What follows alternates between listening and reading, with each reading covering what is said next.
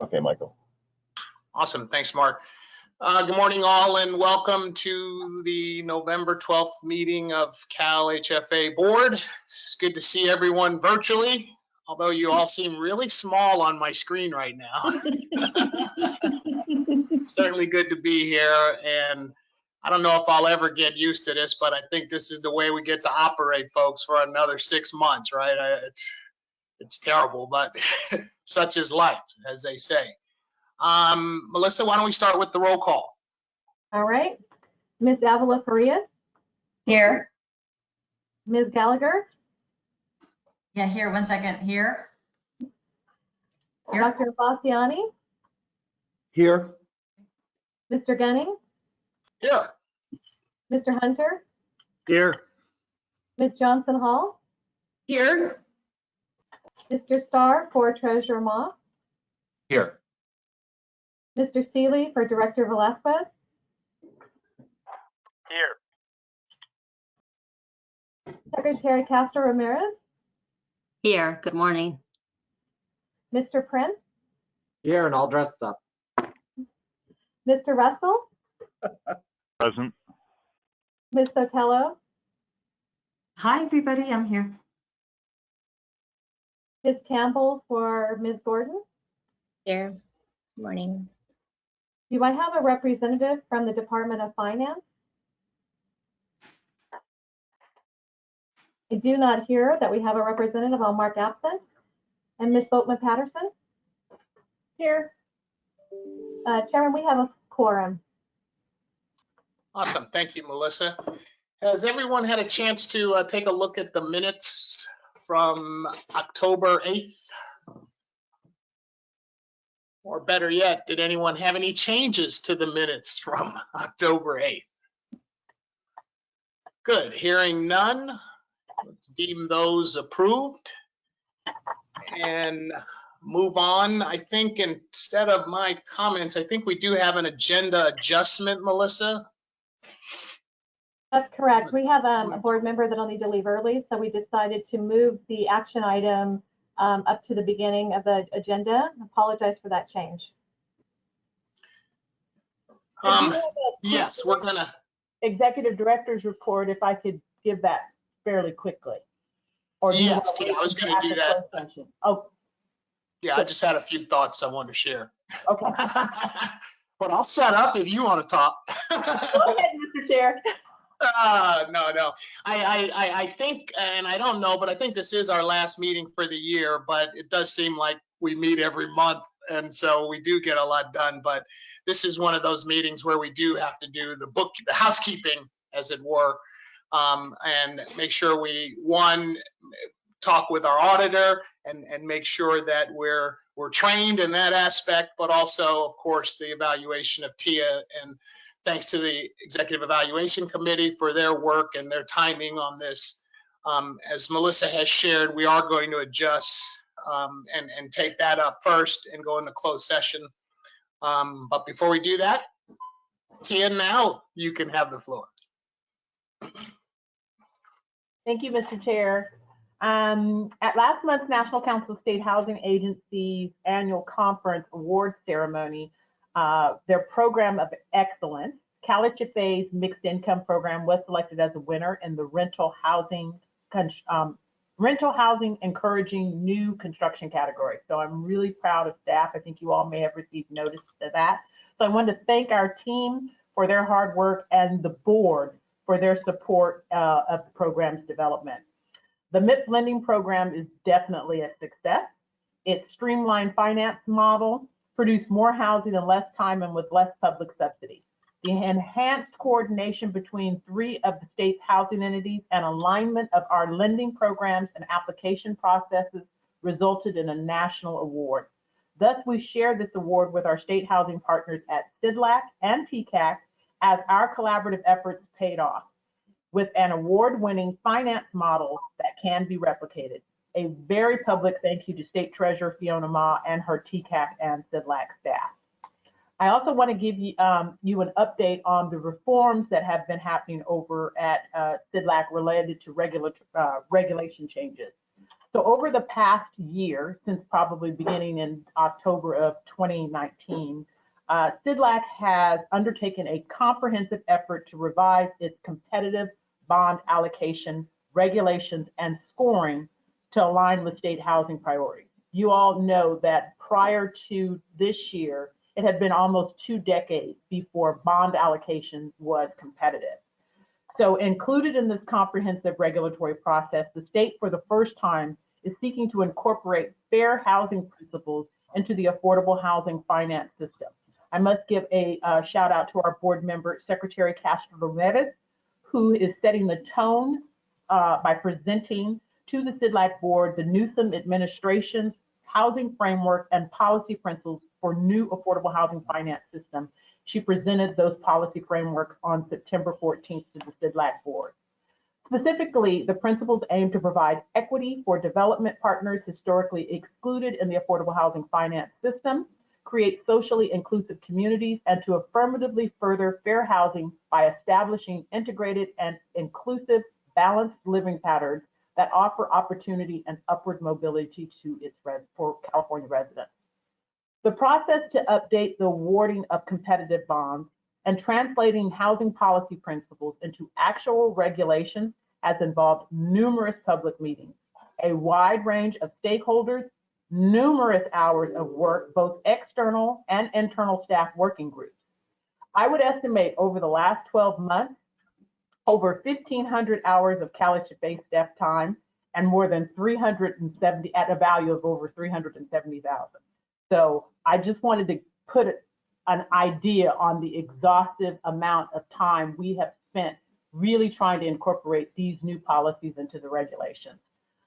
CDLAC staff is now going through an iterative process of drafting these regulations to be adopted by the committee. They anticipate that the California Debt Limit Allocation Committee will formally adopt regulations before the end of the year, and that the regulatory process will be completed so that applications for qualified residential rental projects, these are the bonds allocated for our multifamily projects, can begin the first quarter of 2021. Upcoming events on November 20th, I will be speaking at the National Housing Conference, Restoring Neighborhoods webinar on housing finance agencies addressing affordable housing challenges, along with a colleague from Michigan State Housing Development Authority, Jeffrey Sykes. And on December 3rd and 4th, I will be participating in the homeownership working group with the California Economic Summit, produced by the California Forward and the California Stewards Network. The 2-day summit brings together a bipartisan group of business, equity, environmental, and civic organizations to accelerate and coordinate the implementation of policy solutions for a balanced equity environment. I have to say that it is so encouraging to see affirmatively furthering fair housing and viewing things through a racial and equity lens in mainstream conversation. And to be inserting these things into our actual affordable housing finance system, I have to give a shout out to all of the hard work and to Secretary Castro Ramirez, who has been leading these efforts. And I want to say a public thank you to the Secretary as well. And so that concludes my remarks. Thank you, Mr. Chair. Thank you, Tia. Any questions or comments from everyone? Anyone? Mr. Chairman, Yes. this is Secretary Castro Ramirez. Just want to sort of echo and acknowledge the tremendous leadership from our executive director, Tia Boatman-Patterson, and she has described the level of engagement and many hours by so many different stakeholders in terms of improving the CDLAC process. Just want to acknowledge her leadership and that of her team, and of course, our tremendous partner, Treasurer Ma at Treasury. And so we've come a long way. It's very exciting, and I think now this next phase of the CDLAC process is really an opportunity for more stakeholders to provide their comments to the draft regulations, which we I know the draft regulations are out for review and will be out for comment, I believe, in December. Is that correct, Tia? Well, currently what the staff has is basically a draft of what they're proposing prior to taking the actual regulations to the board.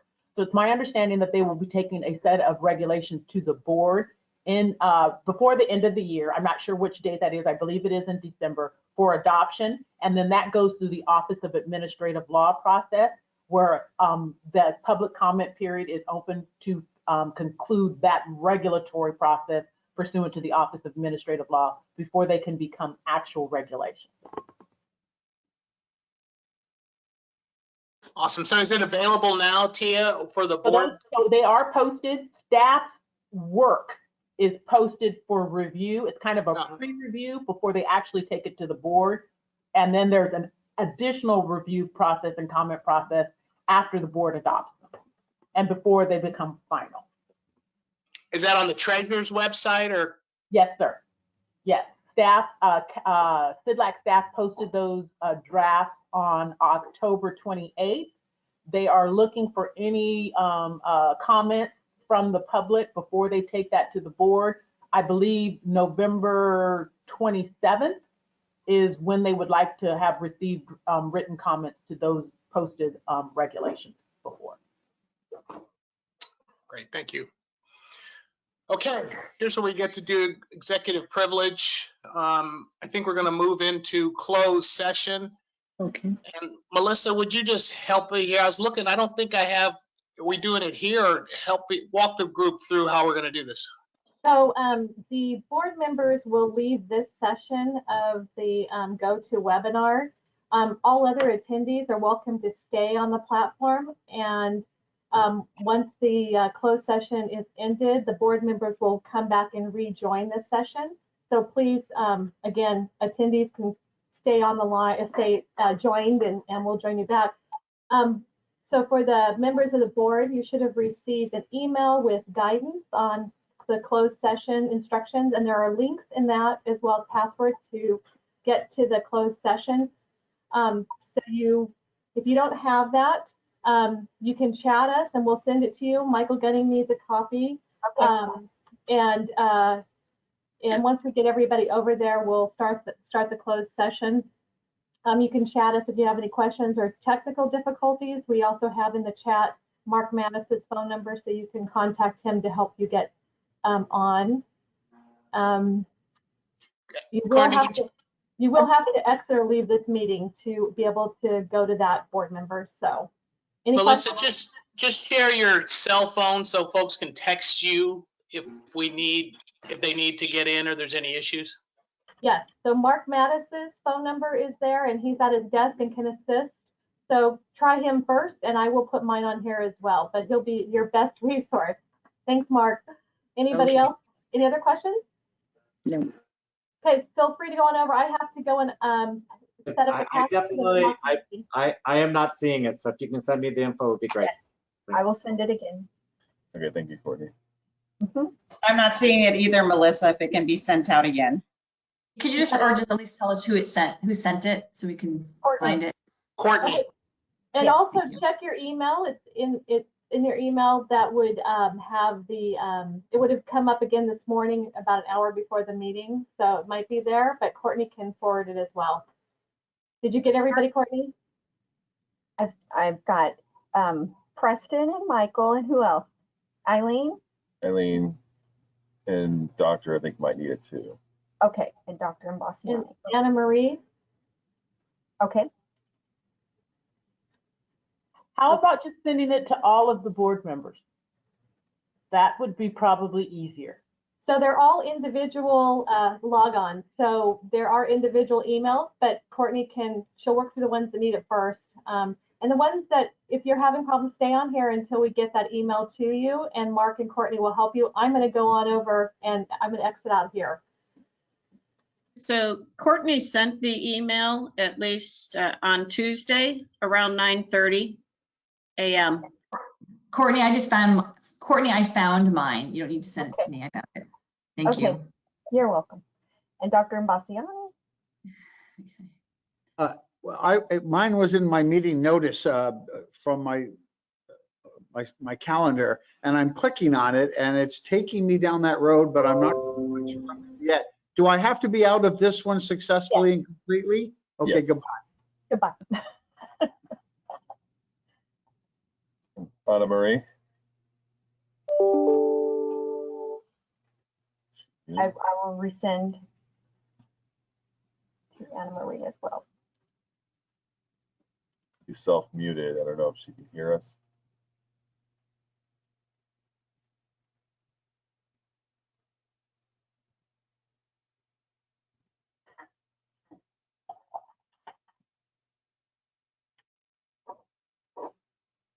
Okay, I think they're all gone. Okay, good.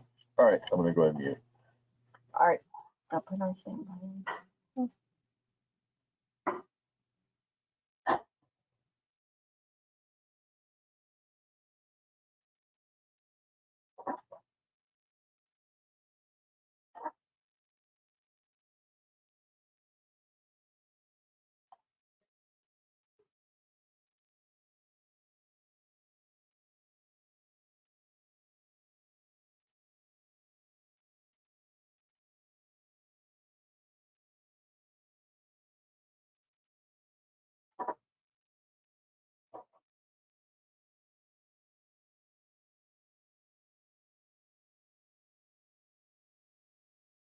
Michael, Is this a closed session?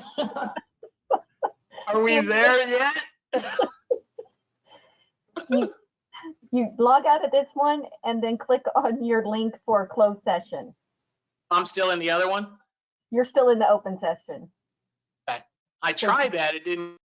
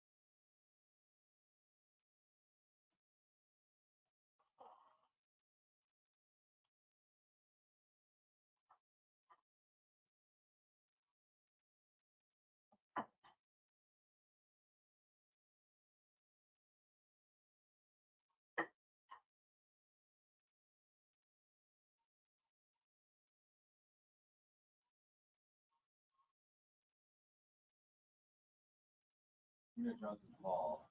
Do you have her? She needs it sent? Okay.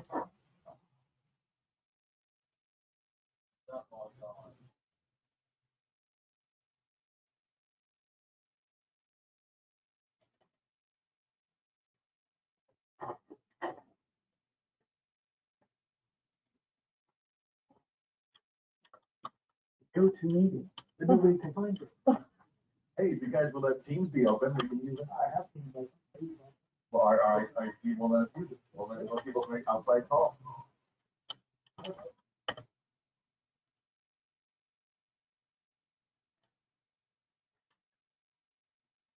Did you email that to Tina Johnson Hall? Yep, I just did.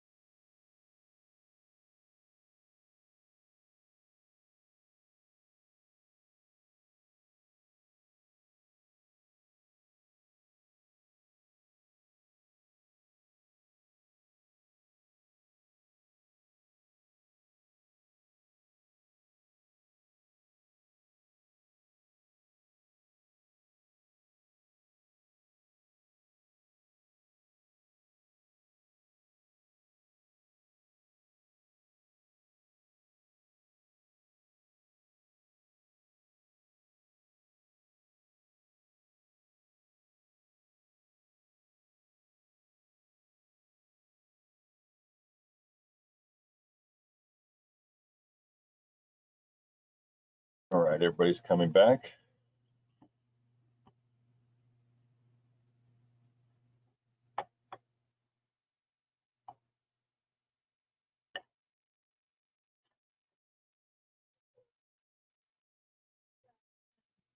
Hold on.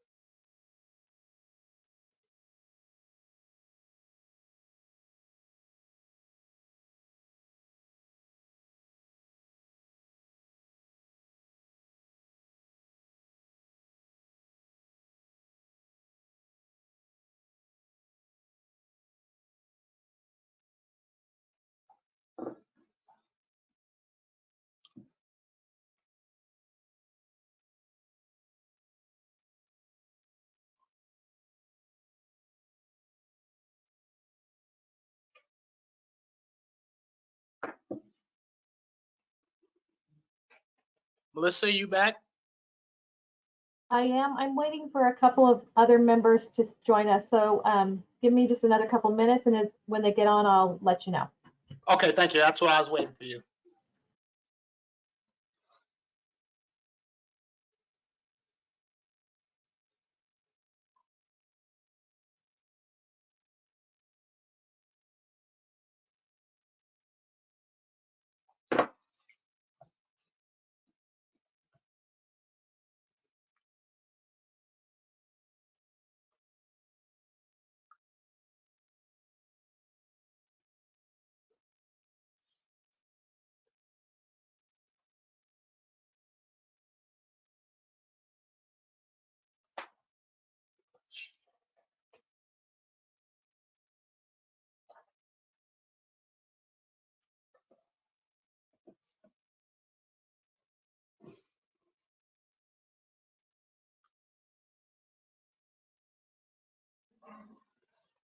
So Chairman Gunning, we're waiting on Eileen Gallagher and Secretary Castro Ramirez. We're reaching out to them right now.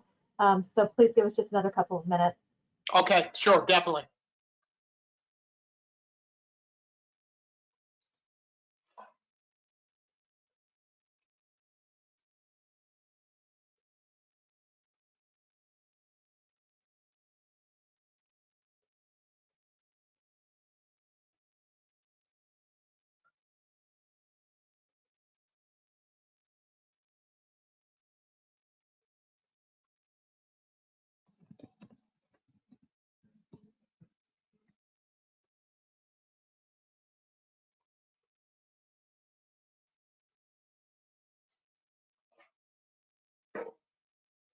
I think I gave myself an earworm. Now I have that song going through my head over and over and over.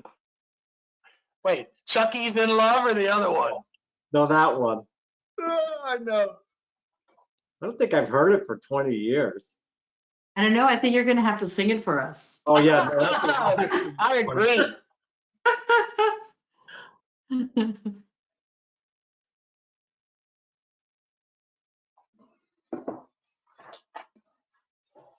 You were really dating yourself, Preston. Yeah, we all know that song. That's what we're all dating. We all know that song. I know. Chairman Gunning, I'm glad to say we have everybody back that is supposed to be back, so we can get started if you'd like. Awesome. Perfect. Thank you. Okay, let's welcome back to open session. We just finished closed session pursuant to Government Code 11-126A1 to evaluate the performance of a public employee. I think the Executive Evaluation Committee shared with the rest of the board, one, the documents that Tia shared with us about her performance, and then secondly, our evaluation of her that the board went through and we commented on and actually made changes to it. Procedurally, I will go ahead after this meeting and meet with Tia and share with her your comments and let her know what we're thinking afterwards, directly after this. I think anyone else want to make a comment? I do want to thank both Jonathan Hunter and Secretary Castro Ramirez for their work. We actually met twice to do this and get through it. So Jonathan, I know you don't want to do any more performance evaluations, but you're on the committee, brother. You got to stick with it. But I'll pause and see if you guys want to add any comments. I just mentioned, Chairman, thank you for leading this effort. Very thorough, very comprehensive, and just very much appreciate your leadership. Also, of course, want to acknowledge the input and guidance and summary from each of the board members, during our closed session. And again, just sort of acknowledge the leadership of Tia and the entire team. Overall, I think, a very good process, and just, kudos for having a process that's thoughtful, that allows for us to capture the good work that is happening, but also, as with everything, to identify how we can get better and what more we need to do in the year ahead, especially in light of this not just the public health crisis that we're living through, but also the economic crisis that we're all experiencing. Mr. Hunter, strong silent type. He says I'm good to go. Good. Item number 7, discussion and possible action to adjust the salary of the executive director. Any comments there? Yes, Chairman Gunning, this is Anna Marie. Oh, hi, Anna Marie. Yeah, I also want to acknowledge all the great work you guys did on the thoughtful evaluation on Tia. And, I would like to bring up discussing her salary increase. I feel that her efforts the last 2 years have just been outstanding. And I want to remind the board that last year we were not able to compensate that work the way some of us wanted to do so. So I would like to have that consideration made, that we're really looking at a really 2-year span of some really serious heavy lifting on many fronts that has really positioned CalHFA in a great financial position, but also programmatic. And also team building. So there were a lot of things happening last year, but we all kind of conceded on the 5%, but I hope that this time we are able to acknowledge that work, a lot of hard work with the salary increase. And I don't know at what time you would like to hear, but we did 5% as last year, and the year before we did 3%. So given the outcomes of a lot of the last two performances, and one that we did not compensate in the adequate way that I felt. I would like to just throw out to the board for consideration that we look at a 7% increase this year.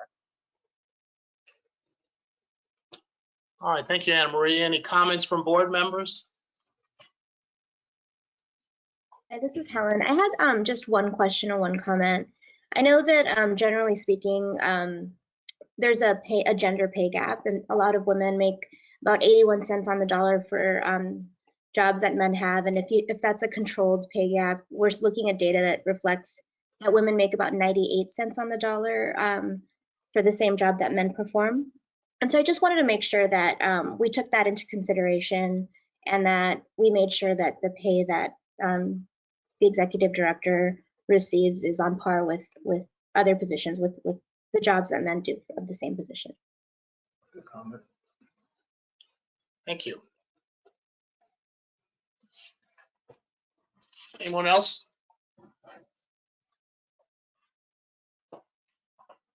Dr. Ambasciani, yes. I think I'm still muted, yes? Nope, you're live. We hear you loud and clear, brother. Great. So I'm going to let you know how I'm going to vote on this, but I want to preface it for the minutes. I know that CalHFA does not avail itself of the general fund, that we're self-funded. But as I've mentioned previously, at a time when certainly all the employees of my agency, and actually all government employees across the board, are having this this pay cut of 9.23%, which is likely, like in 2008 to 10, likely to last for 2 years, unless alleviated by some help by a stimulus package from Washington. That at least the people that work for me are probably not going to make such a, or appreciate such a fine distinction between general fund and not. And I am among our executive director's most ardent supporters, and I would insist that she be paid more than a male equivalent. I'm going to have a hard time supporting this, but I need to say all these preparatory comments ahead of time. You know, for the record, this puts me in a very, very difficult position vis-a-vis the people who work for me. So I'm probably going to abstain on this.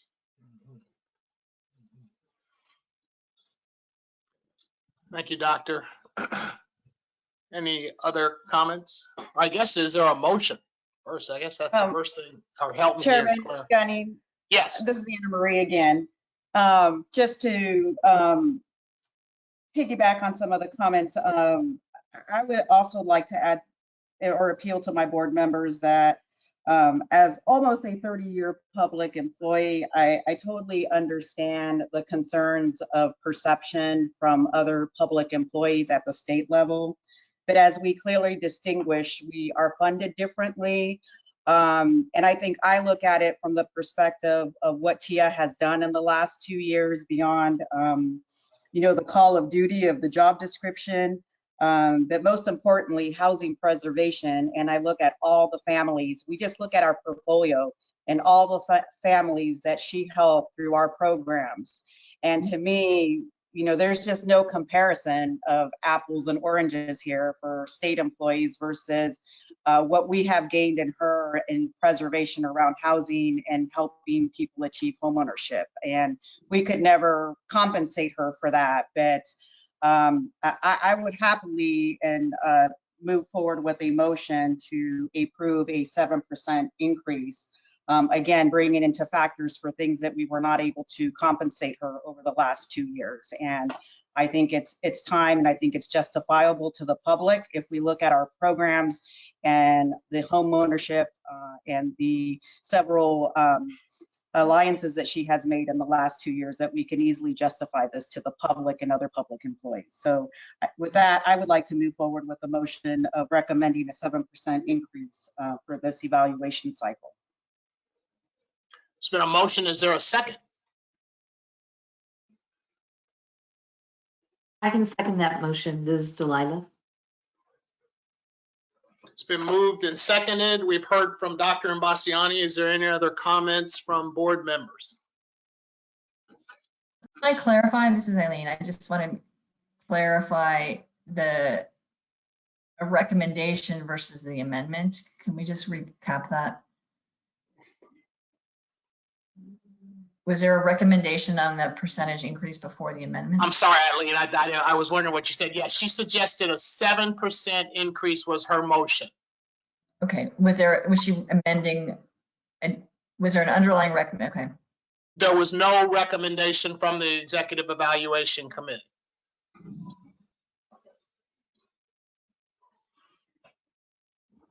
All right. Just I would add my comments then.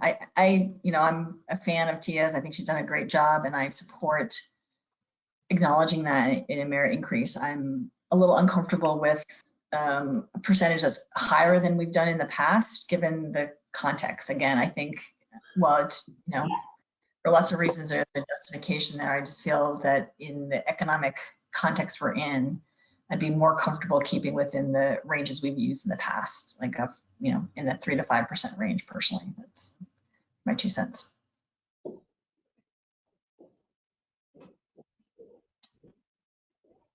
Any other comments? All right, seeing none, there's a motion and a second. Melissa, let's take a roll call, please.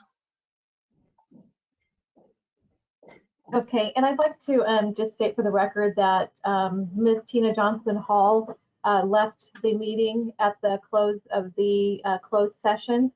She had a scheduling conflict, so she is no longer attending this meeting.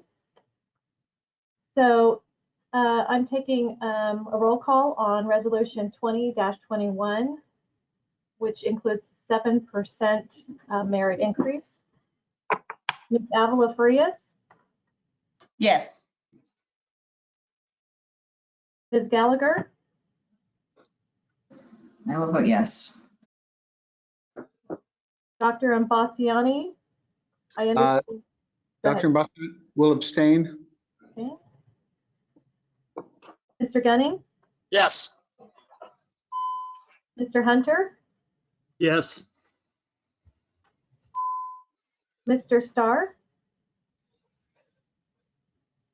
Yes. Mr. Seeley? Abstain. Secretary Castro Ramirez? Abstain. Mr. Prince?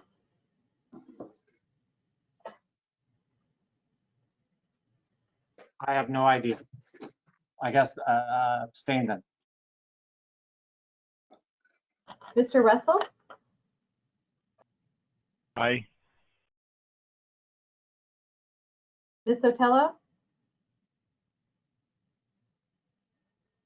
Yes. And Chairman, the motion 20-21, it passed. All right, thank you, Melissa. Thank you, everyone. Okay, Mandy, you ready? I think now we get the real fun part. Let's see if I can do this right. We've practiced this several times. I know. I think we need some governance training. Go ahead, Mandy. I'm sorry. You guys know Mandy Merchant, who's with Clifton Larson Allen, and our wonderful auditor who's been here, has it 10 years now? Has it been? No. No, it hasn't been 10 years yet, no. It just feels like it. It feels like it. Definitely feels like it. Awesome. The floor is yours, Mandy. Okay, let me just get this the right way, making sure you guys all see it. I see smiles, so I think from the people that helped me do this, I think I'm up and running. So, all right, guys. Well, good afternoon, everyone. I am Mandy Merchant. I am from Clifton Larson Allen, for those that don't know me. I am the principal on the audit for the agency. I think it's been now 8 years. I've been with Clifton Larson Allen for almost 20 years this January, and I've spent basically the predominantly most of my 19 years of my career working with housing authorities, HUD funded projects, or housing finance agencies. So really this is kind of the bread and butter of what I do. So that's Mandy, auditor side. So now I'm going to come over to your trainer side. So today, I'm sure I've done this. This is my third time doing this training, and then Nancy did this before. So this is a refresher for several of you, but for the new board members, this is something new. So today we're going to talk about, the board governance and your responsibilities as a board member. So we are going to go through this slide. So let me get to the first one. Okay, so first up, we're just our objectives. Brief overview of the accountability and fiduciary responsibilities of being a board member. And then we're also going to go into the specifics that specifically relate to the California Housing Finance Agency. So we'll cover just kind of like the general responsibilities, and then kind of go into what you're actually responsible for CalHFA. All right, so we're going to basically talk about 3 different duties as a board member that you're responsible for.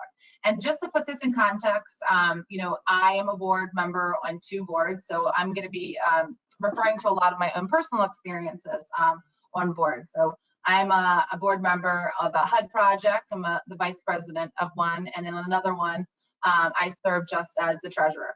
So I'm going to try to help you help relate. So, at the end, if you guys have questions, please feel free to bring up just to kind of relate to what you're going through. So first, let's go through duty of care. So this is the diligence and attentiveness to board responsibilities. So act as an ordinary prudent person would in a like position and under similar circumstances.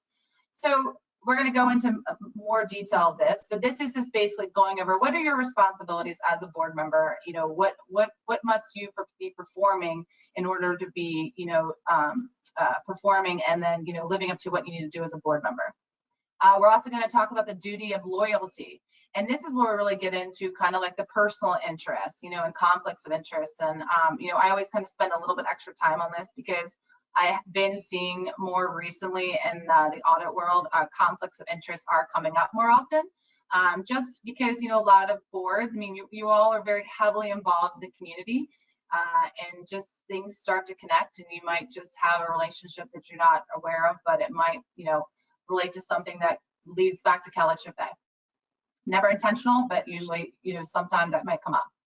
And then finally, just the duty of obedience. So just kind of act with fidelity within the bounds of laws generally and to the organization's mission. So that just basically, following laws and regulations and, what's kind of established as a board member. We're not going to get too much into that one. We're going to really get a home in on the first 2. So we're going to go to the next slide. Let me get on the right screen. Oh, there we go. Okay. Duty of care. All right. So a couple things on this one. Obviously, as a board member, we are all responsible for attending meetings and participating in the work of the board. And this is really important. And I know on my boards that there's requirements that if there's 12 meetings a year, you must attend 10. It's very important that if you're going to be on the board, that you can give the time to be on the board, because if you're not there, you're not contributing to the greater good of the agency. So I'm assuming all of you, as part of accepting this position, you looked at the time available that you have in your life, because I know we're all extremely busy. And so it sometimes be difficult, but remember, it is your responsibility to be making these board meetings and contributing when they're out there. We don't want anyone that's a board member that's not really saying much, not really participating, because we need you. The agency needs you. They look to you for recommendations and answers. So that's important. The next one I'm going to talk about is participating in the board actions. Before you come to the board meeting, and I see the emails come through, there's a lot of information for you to review, and you really have to take the time to read that information ahead of time, so that when we do have these calls for motions, that you have the knowledge and you can make a really decisive decision based on the information that you have reviewed. So that is very, very important. I know everyone is busy. I know in my personal board meetings, I feel like I'm reviewing the day of or the day before, but trying as hard as possible to read that information before I come. You got to remember, the staff take a lot of time to prepare that information. So it's a lot of hard work that they put into it to then get it to us, for us then to use it to make more informed decisions. So a couple other things, scrutinize the work of the committees, having authorization of the boards, the committees that we will talk about a little bit, making sure the work that they're doing, asking questions, understanding it. Even though there are committees, you still should understand what's going on in those committees, so you can, again, still make informed decisions. Know the books and records. I know from being on your meetings before, I know there's a lot of information that's presented from the finance department, so just being aware of all that. And then finally, protect the organization's assets consistent with restrictions and legal requirements. Again, at the end of the day, always in the back of your mind thinking, is what they're doing, is this legal? Is this allowable? Is it going to impair them based on some sort of funding source? If there's a HUD regulation or some other regulation, thinking with that as kind of terms in your brain, and as you make decisions, and just questioning, just asking the questions is what you guys can do. And not to say challenge management, but try to get the information you need before, again, you make a decision. Okay, so oops, sorry.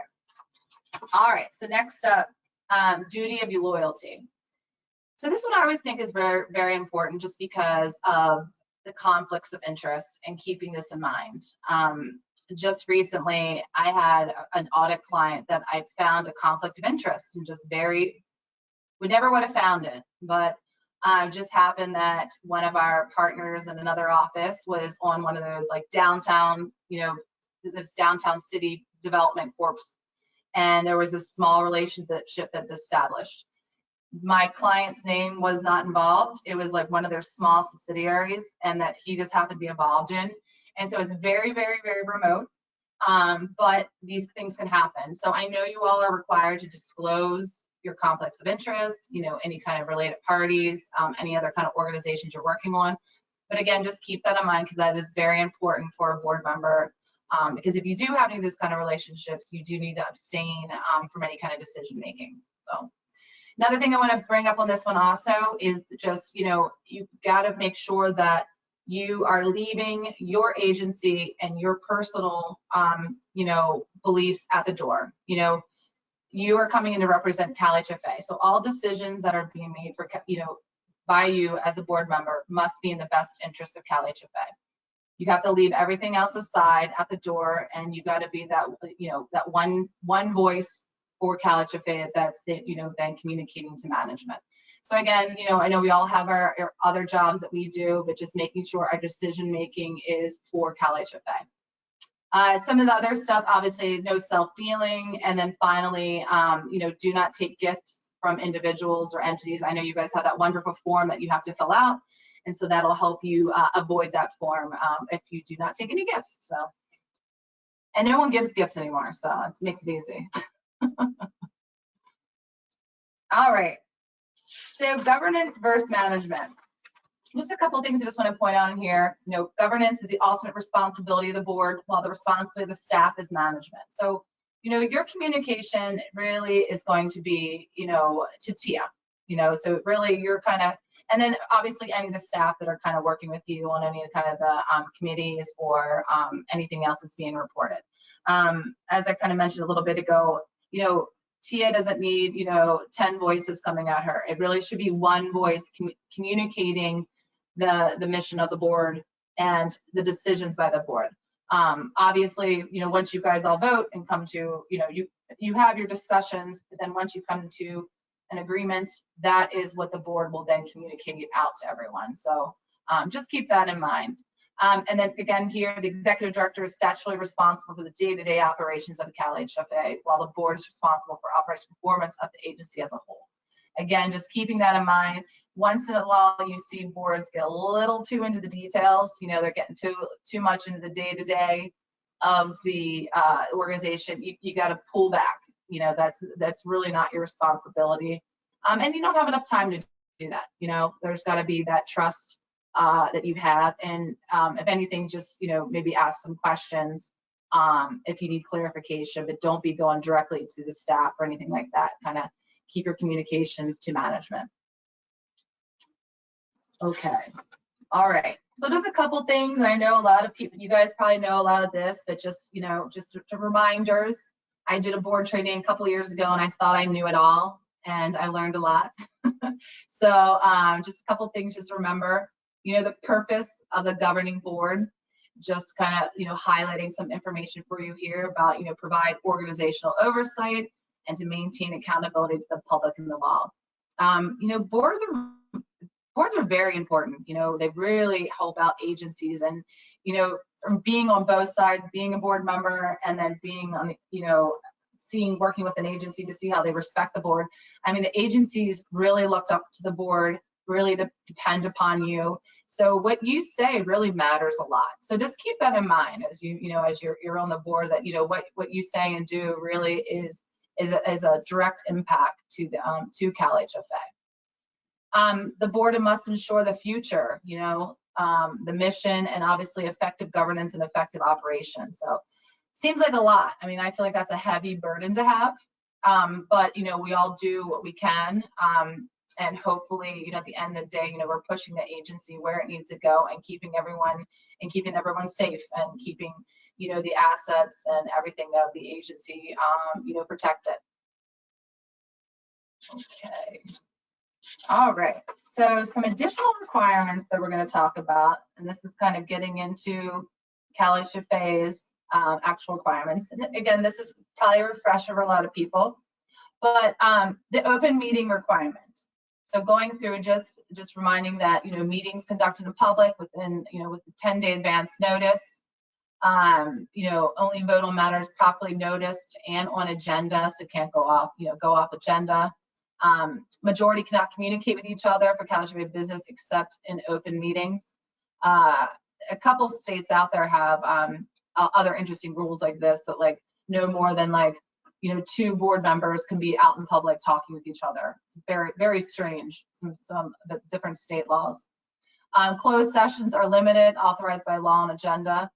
And then here we go, emergency meetings can have less than 10 days notice until under special circumstances. So just a couple things out there in case you were ever wondering about the open meeting requirement for California. This is the requirements. So, okay. All right. So then the duty of disclosure of economic interest. And I'm forgetting that the number. What is the form number? A quiz question. Who's got it? It's a form 700. That's it. Okay, 700. Okay. You win a prize. Someone give the prize. I had it. I was ready. I saw you, Michael, like talking. I just, you're doing something. You're like trying to hit the button.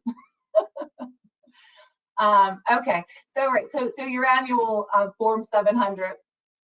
You know, as I mentioned, this is very important to, you know, to disclose your economic interests. Not only does it protect the agency, it really protects you. I have actually had a related party issue come up on another board I was on that I actually stepped away from. You know, and then really when it happened, I was kind of like, oh God, like that's not good. Like I had to like rethink of everything I had been doing the past year. So it's not a fun thing to have to go through. So just make sure that, you know, when you're filling out the form, really take it seriously. Like think about everything you're kind of, you know, you're involved in, you know, your family relationships, all that kind of stuff. Just so you don't get yourself into a situation where, you know, it really comes down to when you have these like just like these economic, if you find just something that wasn't disclosed, it can just kind of show up in the public opinion. You know, the public kind of looks at it and kind of questions, well, is that okay? So we don't want to hit the paper, as I always like to say. And again, reporting obligation if you knew it or should have known. So, and if you find something, you know, after you fill out the form, you know, definitely, you know, communicate to someone so you can get that amended and get that updated. Okay. And one other thing I just want to mention, in this one situation that I had with one of my clients, the way it kind of was avoided is they call putting safeguards in place. And I think for you all, the safeguard usually would be hopefully that you would abstain depending on the relationship, but there is different levels. If there is possibly some sort of interest in something, there's sometimes a way around it. So just keep that in mind. And that's something you would work with the agency for. Okay, so there's a couple things with the financial reporting responsibilities, and kind of put this into the three main groups. Governing body, the financial management, independent auditors for the financial reporting. I was kind of talking with the finance group, where you guys are involved in on the financial decisions of the agency. And obviously you're approving the budgets, you're approving the audits, and then you're not really getting into expenses and stuff, but then you're approving the loans, large loans over $15 million. So that's kind of like where you're kind of financial. When I think of financial, where are you kind of seeing the numbers come across your plate? And then obviously like any kind of, discussions you all have for anything, or future decisions for the agency. But this is kind of who's all involved in that financial reporting for CalHFA. Okay. And then, kind of just then highlighting, capping it off is just that I think the main responsibility at the end of the day really is the financial oversight, is the agency making decisions that, will have California have a future. Are you making wise decisions? So financially, we can continue, you can pay employees, continue to, help the public. So that means that all board members equally share or have that equal representation on the following. And that's why it's important when you have these committees and the people that are on the board share characteristics that, when you bring everybody together, you have a pretty solid team that can help out in all the facets that are important for the organization. Okay, so we're going to talk about the two advisory committees. So there's an audit advisory committee and there's the executive evaluation committee. So who's on the audit committee? Raise your hand. Okay, and who's on the executive evaluation committee? Just, okay, I see Jonathan and Hunter. Okay, Michael. Okay, so I'm sure you guys know what you do, so I'll go over that and you can chime in if you disagree. There's something else we should be, so. All right, so the role of the audit committee. So makes recommendations for selection and retention of auditors. So obviously that's very important to me. I hope you guys select us, but that's one of your roles as an audit committee. Reviewing the audit findings, I can attest to when I meet with the audit committee, we do go through all the audit findings if there is any. Is this the conflict of interest? No, I'm kidding. Yeah, I had to put one plug in. One. Then obviously the reports to the board. After we do have the meeting, the audit committee comes out and does report to the board, based off what they found. And then obviously there is the review and updates the committee's charter annually for the audit committee. So just a couple items to point out. That's the role of the audit committee.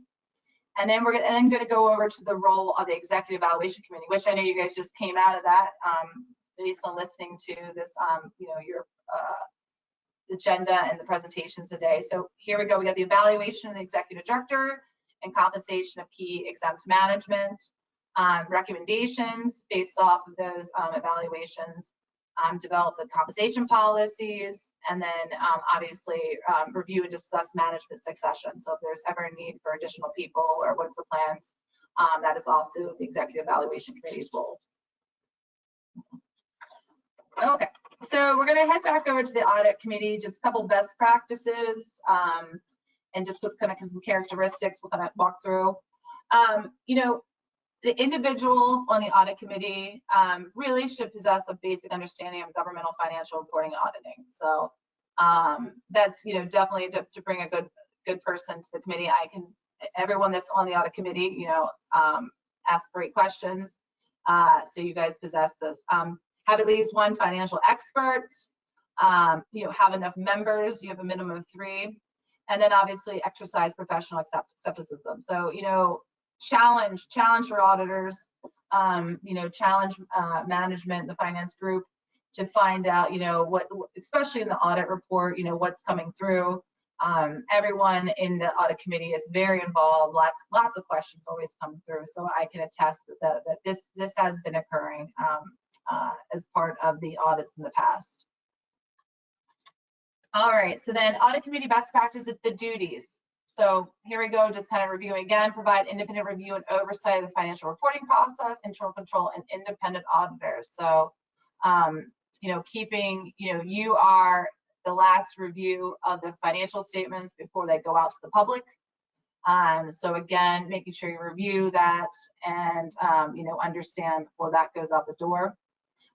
Establish procedures, receipt, retention, and treatment of complaints regarding accounting, internal control, and auditing matters. I don't know if you guys have ever had anything like that reported, but nothing's come to my attention if that's ever come up in the audit committee yet. And then annually presenting to the full board. So that is the last part that's kind of involved with the duties on here. Okay, so that is kind of going through the roles and responsibilities as board members. Does anyone have any questions at this point? I do have another section I'm kind of going to go through before I wrap it up. I do, Dr. Imbasciani, thank you. Referring to your slides where you delineate our financial responsibility, I presume there's a legal responsibility too. Does the board collectively or individually, do we have protections? Maybe this is a question for the chair. Do we have an insurance policy, a typical board insurance policy for omissions and errors? Are we protected legally? That's a great question, and I defer to the lawyer. You should. Or Tia. My sense is that's private, doctor, but not on a state board. But Claire, you have a thought for us? Yes, great question, Dr. Imbasciani. And to my knowledge, yes, we do. Okay. Enough said. I would assume so. I'd be shocked if the answer were no, but it's nice to hear it. Thank you. Don't make no mistakes. I also think the state provides a lot of protections for us if we're acting in good faith in our capacity as board members. So there's a lot. That was my thought, Preston. And I would also just let you guys know, recommend that if you ever join any other boards, that should always be a question up front. Like personally, I'm not allowed to join anything. My firm won't let me unless they have that in place. Yep. Thank you. Great question. I also should have said in my announcements that we have brought on board our enterprise risk manager, Rebecca Franklin. She started a couple of weeks ago. That position had been gone, it had gone unfilled for a couple of years. And so we are very excited to bring Rebecca on board. And so that fits into the whole review of insurance policies and looking at overall agency risk. And so I will ensure that you all have an opportunity to meet her at one of our upcoming board meetings. But I'm very excited about her, and it completely fits into this. And I apologize for not letting you know that she was on board and that her appointment she had started here at CalHFA.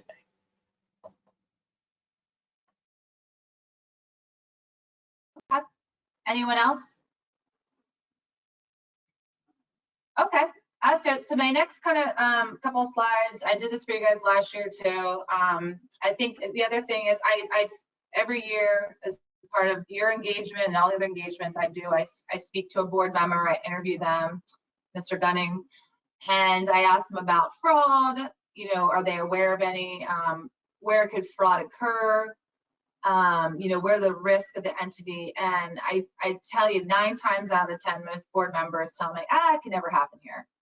Never happen here. It won't. We have all these controls in place and stuff. And what the next couple of slides that I just want to do for you all is just to keep in mind, like fraud does occur, and just keep it in the back of your mind. And this is why all that stuff we already talked about is so important. So something like this doesn't occur at your agency. So what I'm going to go through right now, every year. Hey, Mandy. Yes. Let me just stop you there because I think the questions you asked me could be relevant. Just, do you feel like you have access? Do you think you can go to just to share with the group, because I think those are helpful and it makes you think about how you look at the materials and how you act as a board member. Right. Yeah. So kind of the questions we go through is we kind of look at, first of all, like what's the tone at the top? You know, like what's management doing to communicate down expectations from the staff that, you know, my famous saying this year is that the agency is not a hotbed for fraud to occur. You know, that there is a sense of, you know, pride in their work. Nobody thinks that it's okay to cut corners, that it's, you know, okay to, you know, steal. So we kind of talk about what's the tone at the top. And then we kind of walk through, you know, where are the risks? You know, where could something go wrong? And we kind of talk through that. And then we talk about what's going right. Like what is the agency doing to prevent? So, you know, there's obviously prevention, mitigation, and detection, and you always want to be preventing. You don't want to be kind of following up on the back end. So we kind of walk through all of that to kind of get down to then, has there been fraud? You know, are you aware of any allegations, anything like that? So luckily this past, you know, last year we didn't have any, so that's good to know. So this next couple slides, the Association of Certified Fraud Examiners, they do this annual global study on occupational fraud and abuse. It's probably about a 50-page report. It's great. It's all in illustrations. So if you like pictures, it's got a lot of pictures for you. But kind of what they do is they, as you can see here at the top, just to put in perspective, they looked at 2,500 fraud cases that occurred across 125 countries, causing about $3.6 billion worth of, you know, lost money because of fraud. And so these are just statistics. So I just wanted to put it out there for you all to kind of read. I'm going to highlight stuff on each one. You know, looking at this, a typical fraud case, you know, obviously I'm sure you all know is that the longer it lasts, the more money that it causes. You know, most of you see over to the right, the median loss per case is about, you know, $125,000. And then average loss per case about 1.5 million. So it can really get high pretty quickly. Corruption was the most common, you know, scheme in every global region. Obviously, corruption is hard to detect. You know, it's basically collusion. You know, you got more than one person involved. And then the other one I wanted to show you was the asset misappropriation schemes are the most common and least costly, but it's a most common fraud that occurs. So a couple things on that one, and then this one is always great. It's like how does fraud get detected? And a lot of people think, oh, it's the auditors. It is not us. You know, it's coming from tips. You know, it's communicating out to your employees that there's a safe zone. Like if they ever aware of anything, that they can call this number, or they can email, or they can come into your office. And then, you know, and it's making them aware of what fraud is, you know, what is misappropriation of an asset. So it's very important to educate staff to be able to recognize and to report. So it's something really key, and I think you guys do have that as part of your policies. But just kind of wanted to show you these. You know, 43% of schemes were detected by a tip, and half of those tips came from employees. So, and then you can kind of see over here the fraud awareness trainings. You know, this is very important too to kind of help with that detection. So I had a fraud that was reported to a staff person who was going through a grocery line, and the cashier asked her a question of like, are you the person at the housing authority that does blah, blah, blah, blah, blah? And then when we investigated, we found this horrible thing happening. That person was pursued in court by HUD IG and actually ended up in jail. But yeah, it was a totally happenstance that we found out, and we never would have found it despite all of our controls. We never would have found it. Yep, just a tip. One person saying something. Yeah. Yeah, it's crazy. It really is crazy. So yeah, so it is important. Again, you know, just, you know, I think some staff are afraid, they're worried, they're concerned that I don't want to lose my job if I report. But you know, again, I think make them feel safe. You know, however you make them feel safe, it's important. I always like this slide because it just, you know, men commit more fraud than women. So,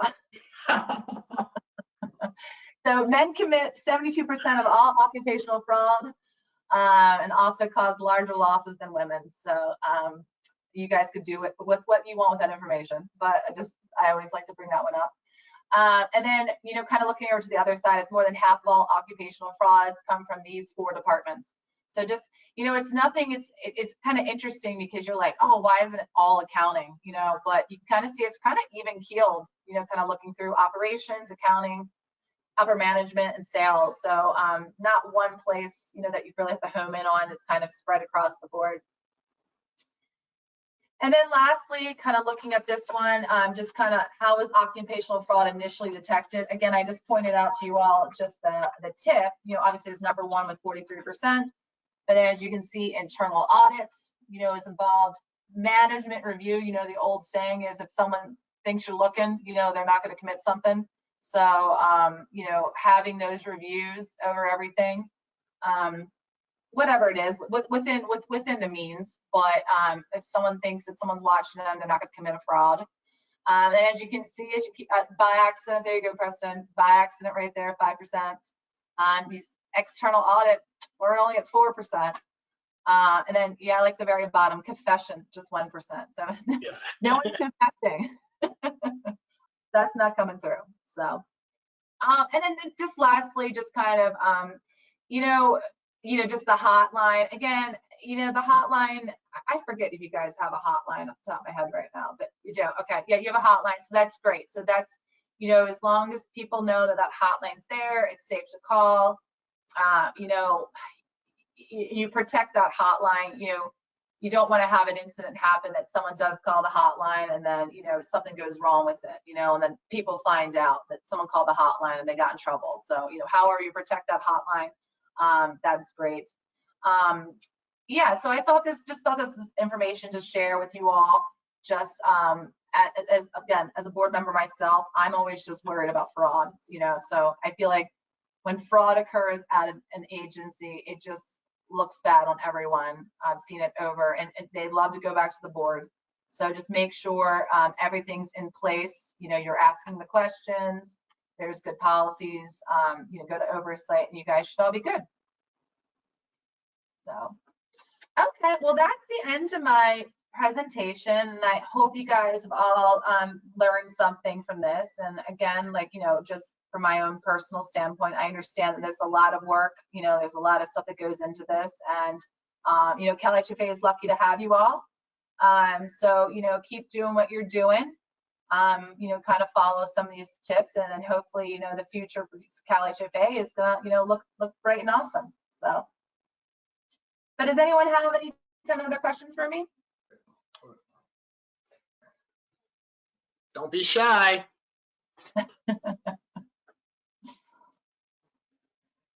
Awesome, Mandy, thank you. I love that fraud statistic, so we know people ain't confessing. They're not running in, I stole anything. Fascinating stuff. There's a lot of responsibility being a board member, but I think everyone here accepts that responsibility and steps up to the plate every time here. So I know I'm fortunate. I think this is a great board, but it's always helpful to have you point it out to us, Mandy, what we should be doing. So thank you. All right. Well, thank you guys. I'm going to jump off. Thank you. Have a great day. Bye, Mandy. Bye. Chairman Gunning, I just want to just do a couple little housekeeping things. Please. I just wanted to let everyone know that in the chat, we've posted the link to the proposed reg changes on Sid Black's website, and for the audience as well. All of the materials for the meeting today are posted in the control box under handouts, and they are also available on the CalHFA website if anyone would like to have those copies. Thank you. Anything else, Melissa? That's it for the moment. Excellent. Now, item number 8, want to draw everyone's attention, of course, to the regular reports. Is there anyone in the public comment area, Courtney? Anyone from the public want to comment? Any final thoughts from our board members? Mr. Russell? Yes, so some of you may be aware that I've spent a better part of the last 3.5 years working to get a ballot measure on this past November ballot, Measure A, $900 million. And we achieved a 57% approval, short of the 2/3 we needed. We're proud of what we did. We raised $1,003,000 in the course of our work, and brought a coalition that really spanned politics in the local region. What we lacked was maybe some local leadership in the mayor's office.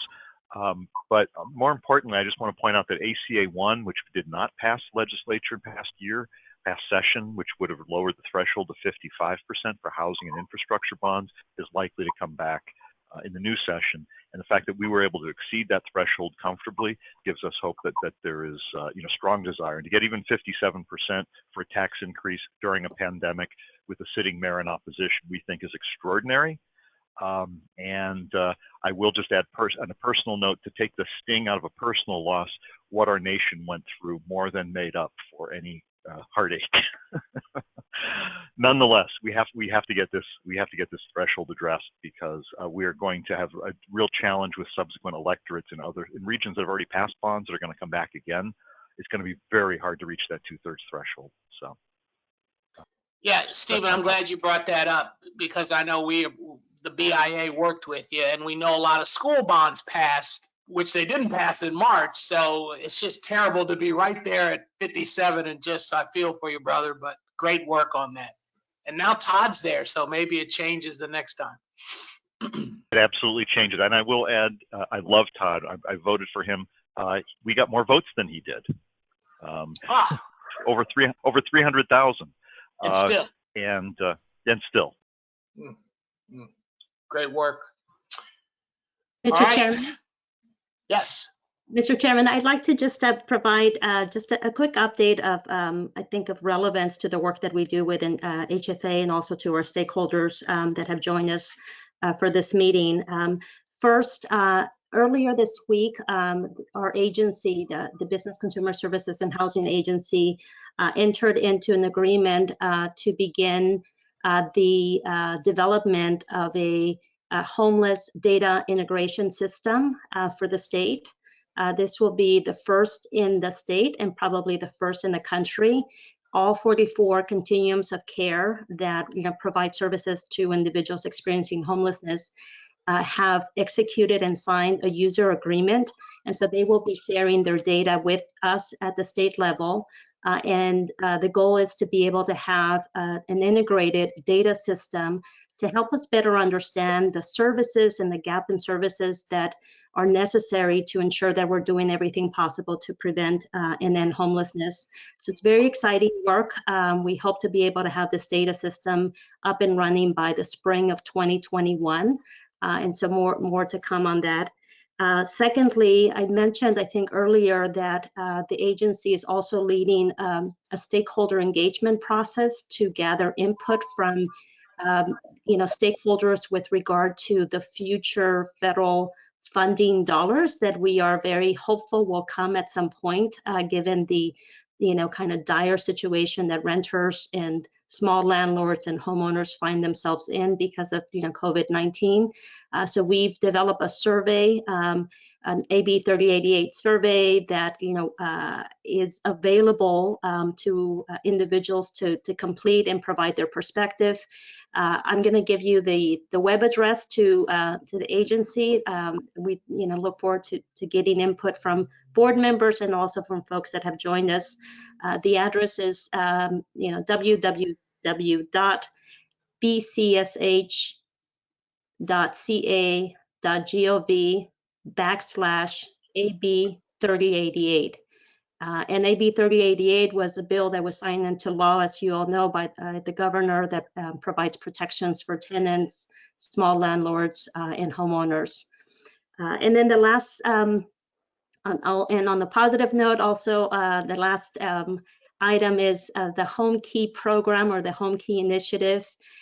We have really done an incredible job, thanks to the leadership and the vision of our governor, we have been able to award about $844 million worth of CRF funds, CARES Corona Relief funds, to provide assistance to create permanent housing for individuals experiencing homelessness or at risk for homeless, for becoming, homeless. Primarily, this builds on the success of Project Room Key and the effort at the local level to provide safe housing for individuals impacted by COVID-19. And so we've awarded $844 million, about 94 unique projects, and representing about 6,200 new units that will be made available. And kudos to HCD, who's played a very integral role in this process, but also to all of the state agencies and departments that have been involved with this effort. More importantly, a special thanks to local leaders, local cities and counties and housing authorities for stepping up and working very closely to expand safe housing for individuals experiencing homelessness during this pandemic. So I know Preston, his organization, his housing authority, was the recipient of a few Home Key awards, and so just congratulations, Preston, to you and to the Fresno Housing Authority. Yeah, thank you. I actually think this is one of the most exciting programs that's out there. It's also the scariest since we have such a short time frame and we're trying to do so much. But Secretary, I can't remember the number, but I thought it was overwhelming number of counties that participated. I was really impressed that the state was able to figure out a way to make sure there's participation throughout the state with lots of different partners. I think the recognition, you're totally right, should go to HCD and the governor's office and so many other state departments. And I hear rumor about a Home Key version 2 for next year, maybe. And I think that I think it's great as you all start thinking about how to help us convert into permanent housing and to really think about those revenue streams. And I know Tia is already thinking about ways that she can help out too, right?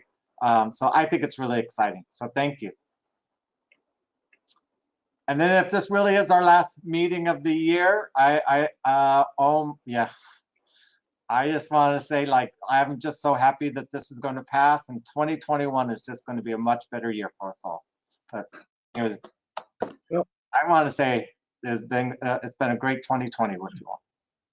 Yes, thank you. If the doctor can speak with his doctor's hat on, I made a discovery on election night that the secret to getting through a long night and a long year is a carafe. Now, whether the carafe is this or this, I leave it to your discretion. Sometimes both are required. I love that. I love that. Okay, doctor, I like that. That's good. This is a yes and situation. Doctor's orders, right? Doctor's orders. Awesome. Hey, thanks everyone for a great meeting, and we'll see you next time. Thanks, everybody. Thank you. Bye. Thank you all. Bye. Bye.